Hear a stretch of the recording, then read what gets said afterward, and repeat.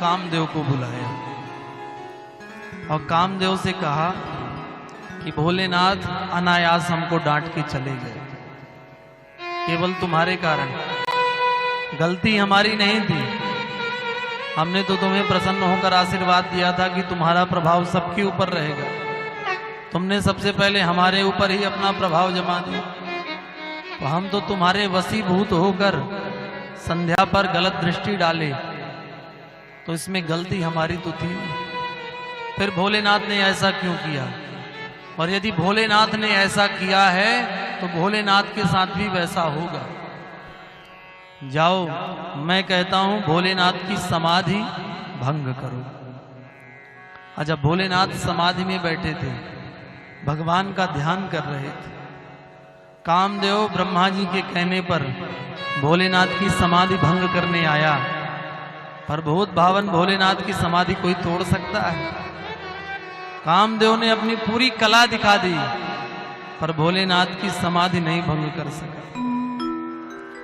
दौड़ कर आया ब्रह्मा जी के पास फिर से कि पिताजी, भोलेनाथ की समाधि नहीं टूटी। तब ब्रह्मा जी ने वसंत को साथ में लिया, कहा इस वसंत को साथ में ले जाओ, ये वसंत जहां जाएगा फिर उसके बाद तुम्हारा काम हो जाएगा। अब महाराज वसंत भी कामदेव के साथ गया, फिर भी भोलेनाथ की समाधि नहीं खुली।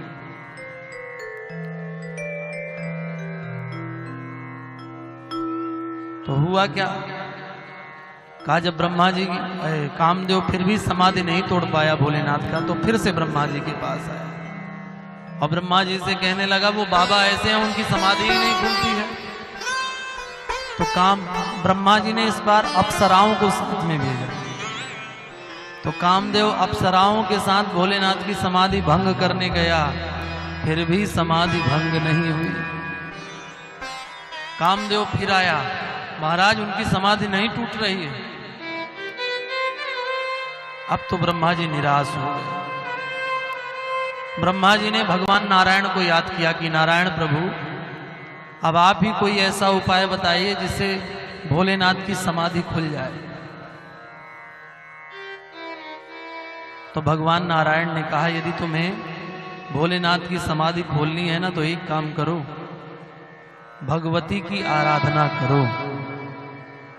माता भगवती जगदम्बा की आराधना करोगी तो जगदम्बा जब प्रसन्न हो जाए ना, तो उनसे यही वर मांगना कि आप जाकर भोलेनाथ की समाधि भंग कर दीजिए। अच्छा,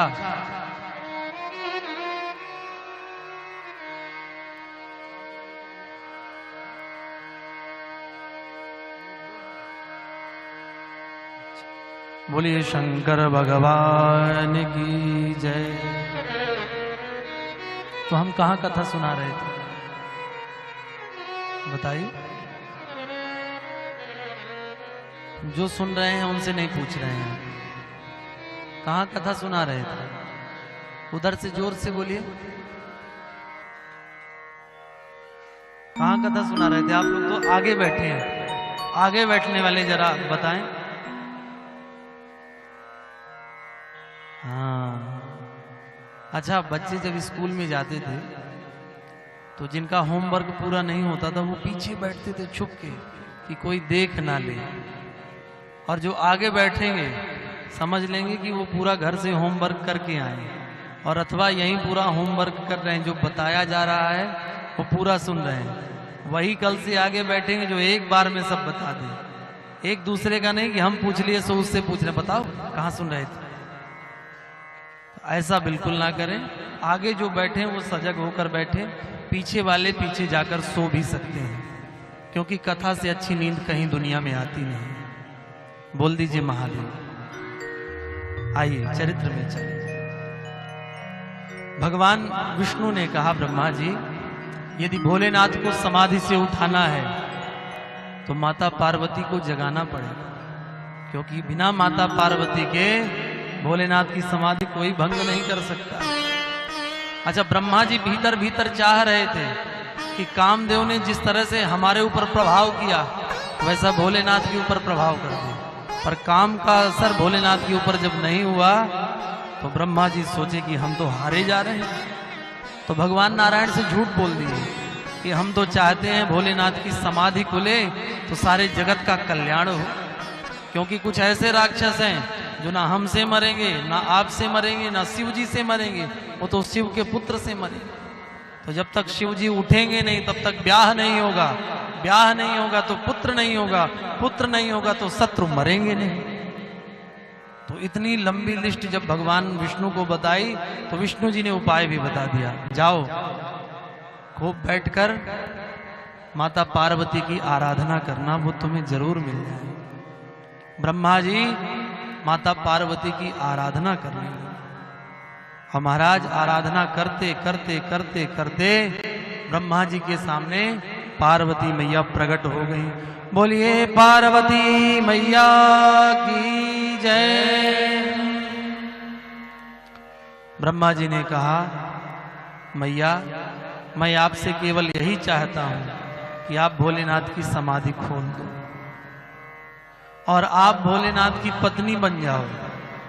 माता पार्वती ने, सती जी ने कहा, ऐसा होना तो कठिन है पर मैं प्रयास करूंगी।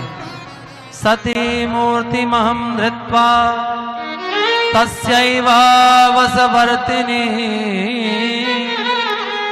जगदम्बा बोल रही हैं, भोलेनाथ को कोई अपने वश में नहीं कर सकता है, फिर भी तुम कहते हो, तुमने हमारी आराधना की है, इसलिए मैं प्रयास अवश्य करूंगी। भविष्यामि महाभाग लक्ष्मी विष्णोर्यथा प्रिया। जैसे लक्ष्मी जी भगवान विष्णु की प्रिया बन गई हैं, उसी तरह भविष्य में मैं भी भगवान भोलेनाथ की प्रिया बन जाऊंगी। और इतना वरदान देकर माता जगदम्बा चली गई। इसके बाद ब्रह्मा जी आए और दक्ष से कहते हैं, दक्ष भगवान माता पार्वती का, सती का ऐसे जन्म नहीं होगा, तुम्हें फिर से तपस्या करनी पड़ेगी। 3000 वर्ष तक पुनः तपस्या की दक्ष ने और फिर जाकर कहीं माता पार्वती जगदम्बा उनके घर अवतरित हुई। जगदम्बा महामाए जगदीश